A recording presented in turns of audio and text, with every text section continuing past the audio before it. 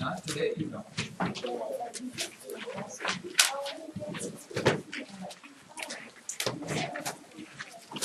And the little subheading under decimals here, boys and girls and children of all ages, is going to simply be, oh boy, where did it go? It is going to be decimals and fractions.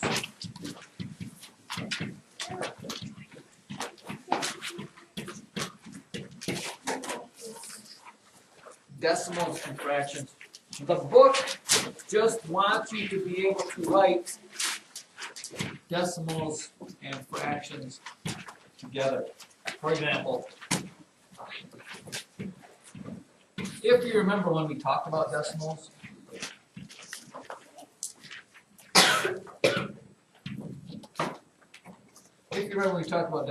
in decimals, that first place after the decimal is the what place?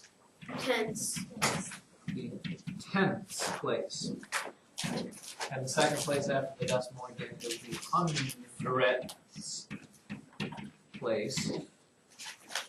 And what needs to happen, children, is you need to see the relationship between fractions and decimals.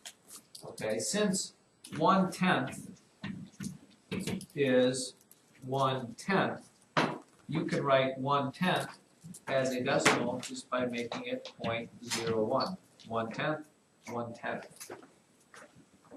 If you had 8/10, you should tell me what fraction is 8/10. If you have the decimal, you should be able to give me the fraction. How would you write 8/10 as a fraction? Just like you say it, it would be, Victoria? 8/10. 8/10, yes. Or if you had 3/10. 3/10 as a decimal, Brian, is 0.3. Now this, fractions and decimals only work when your fraction is in tenths. Notice that 10 on the bottom all there? If I gave you the fraction 1/5,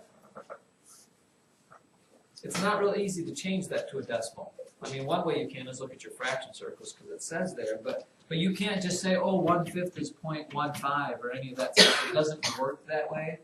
Decimals are decimals because they cut things into 10 equal pieces, and as long as your fraction is in tenths, you can use decimals. But if your fraction's in fifths, it can't work that way. You might know what 1/2 is as a decimal.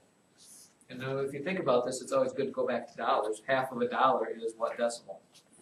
50 cents. It's 0.5.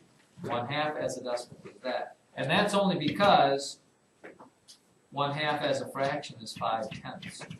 1/2, 5/10, 5/10. But today we're specifically just looking at tenths, and we're looking at hundredths. How about this? If I had 0.08, which is 8/100ths, what fraction do you suppose 8.08 is the same as, Andrew? 8/100. Yeah, 8/100. Or what about 3/100ths? How would you write that as a fraction? It would be, I know it's hard, Addie? 3/100.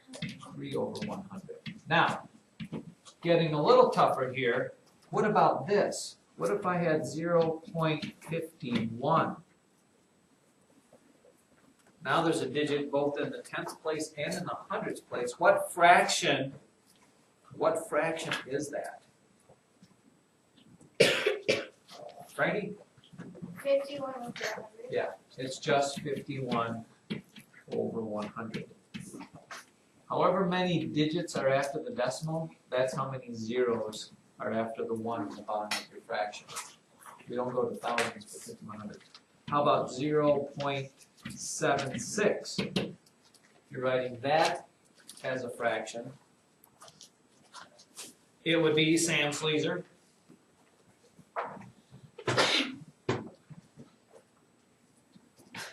.76 as a fraction. 76/100. Somehow I thought I wasn't speaking English anymore. The book will ask you this. Write 4 and 3/100ths as a decimal. what would be 4 3/100ths as a decimal? 4 3/100ths as a decimal. Trevor, what would this be? 4 3/100ths as a decimal? First of all, you got the whole number. What's 3/100ths as a decimal? 0.03. 4.03. Or they might ask you this, to write 12/100ths. Well, watch this. Write 12/100ths both as a common fraction. I don't know why they use the word common fraction, just think about it as being a fraction, and as a decimal.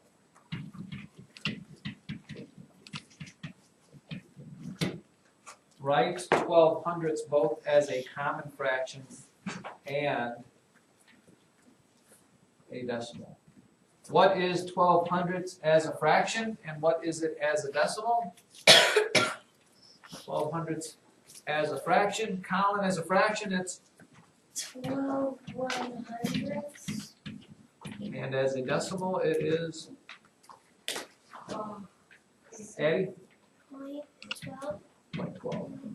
And you can put a 0 in front of that if you like. It does not matter. It doesn't change it if you put a 0 in front of it or behind it. Or any of that stuff there. Blah, blah, blah. That, ladies and gentlemen, nothing really to write home about unless you like writing home. Has anybody ever written home? Has anybody ever written a letter?